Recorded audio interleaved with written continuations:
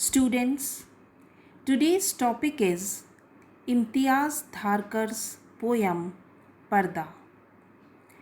But before discussing the poem, let's have an idea of this tradition. Purdah or veil or say ghungat has been sung and celebrated for years in poetry and films. The use of Purdah must have been necessary in the early days of Islam in the Arabic region where there was constant strife and turmoil among the various tribes. And the Purdah was meant to keep the women safe from harassment. But it also brought segregation of the women. In many parts of Indian society also, even today, Purdah is observed. Thus we see that in both Muslim and Hindu society, several restrictions are placed on girls and women to segregate them and isolate them from the outer world. But with the rise of feminism and it's becoming a worldwide rage, a protest, Purdah is seen in a new light, a new perspective. It's now viewed as a flagrant violation of the basic rights, freedom, and dignity of women, and it is now considered as a symbol of repression, as it is devastatingly damaging to the personality of a woman. Today, its evils are viewed as outweighing its good. So, with this background, now let's read the text of the poem Purdah 1. One day, they said she was old enough to learn some shame. She found it came quite naturally. Purdah is a kind of safety. The body finds a place to hide. The cloth fends out against the skin, much like the earth that falls on coffins after they put dead men in. People she has known stand up, sit down, as they have always done, but they make different angles in the light. Their eyes are slant, a little sly. She half remembers things from someone else's life, perhaps from yours or mine, carefully carrying what we do not own. Between the thighs, a sense of sin. We sit still, letting the cloth grow a little closer to our skin. A light filters inward through our body's walls. Voices speak inside us, echoing in the places we have just left. She stands outside herself, sometimes in all four corners of a room. Wherever she goes, she is always inching past herself, as if she were a clod of earth, and the roots as well, scratching for a hold between the first and second rib, passing constantly out of her own hands into the corner of someone else's eyes, while the doors keep opening inward and again inward. Imtiaz Dharker, with her social and cultural growth and experiences spanning 3 countries, and that includes Pakistan, England, and India, has shown her subtle artistry in exposing the evil Purdah system in two major poems titled as Purdah 1 and Purdah 2. So today I am discussing part 1 of this poem, Purdah 1. This poem is written in free verse without much ornamentation of too many figures of speech, but the simile and metaphors used by the poet are very striking. According to Dharker, Purdah, or say burqa or chadar or veil, is the symbol of orthodox imposition on a woman to hide what's shameful or outrageous. The myth is that it's both shame and safety for women and thus becomes a sign of culture.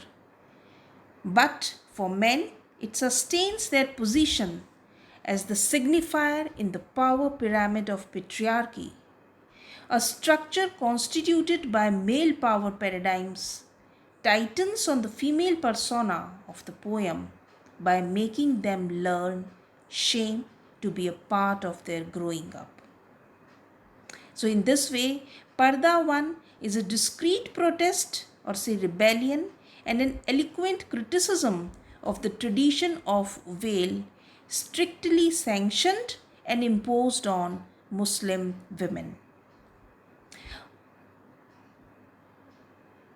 At the beginning of the poem, our attention is focused on the turning point in the life of a Muslim girl when she suddenly becomes conscious of her sexual growth. But others are perhaps more conscious. Here, others are the men folk. The girl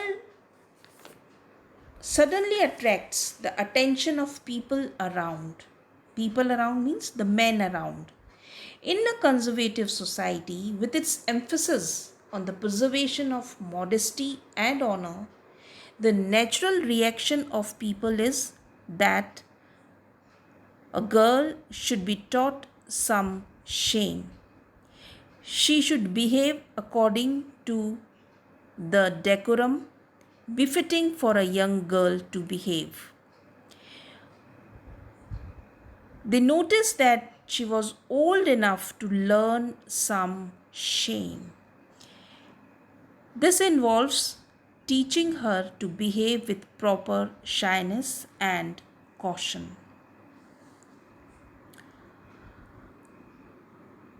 Imtiaz Dharker refers to the belief that Purdah is a kind of safety.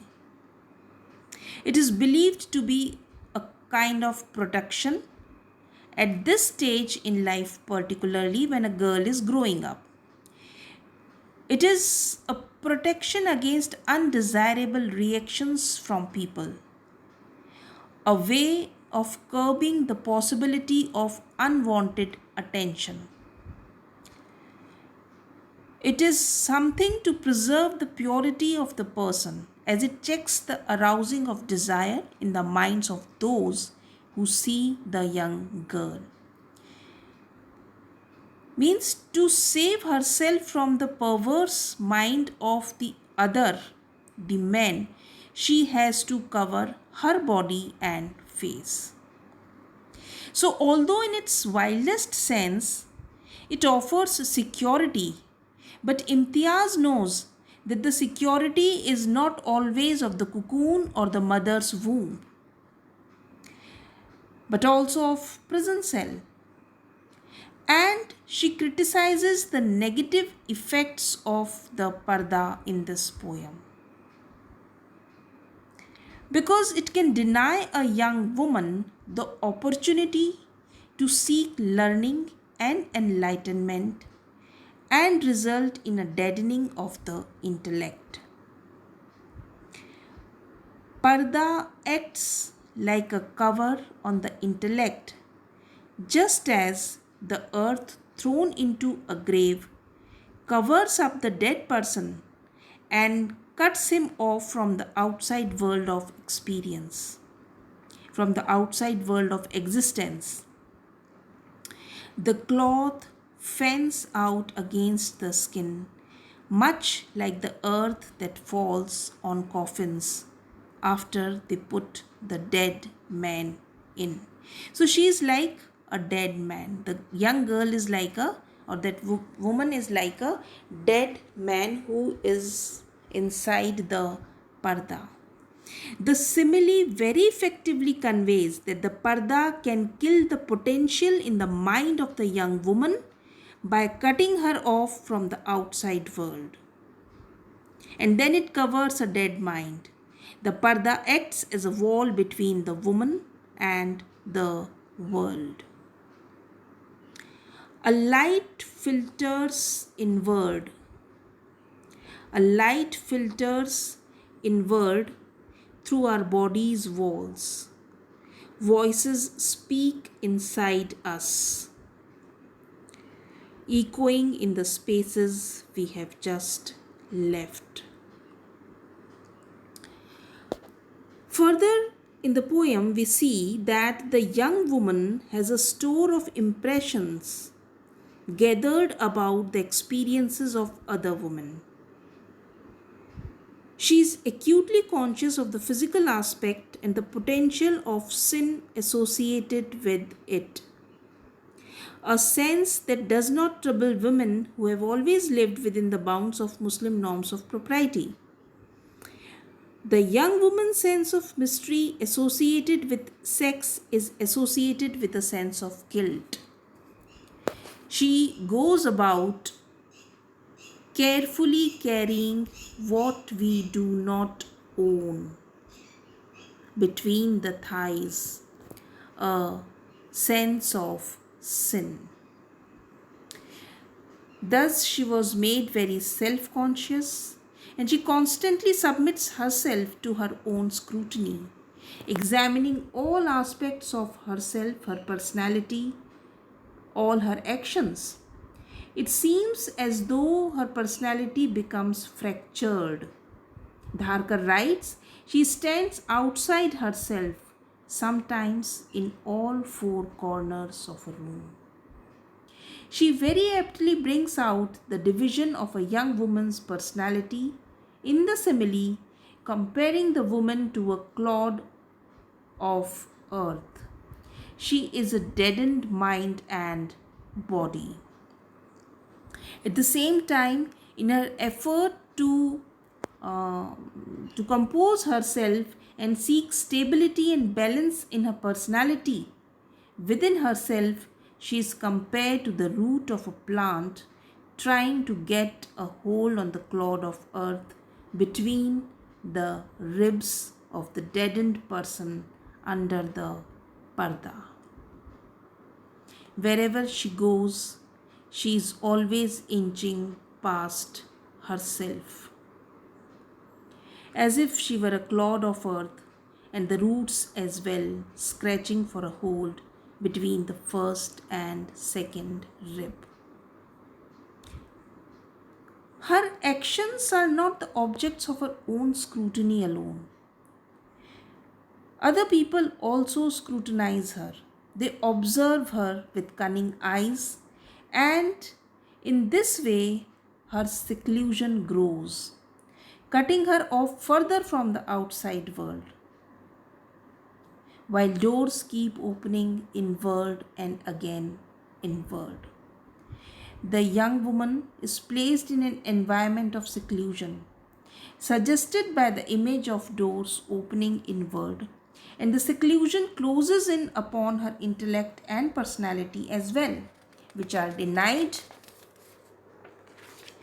the opportunity to develop.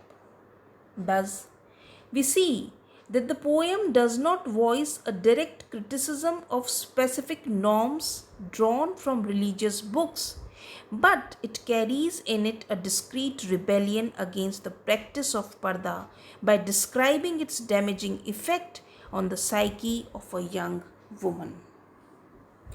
So that's all, students. Thank you.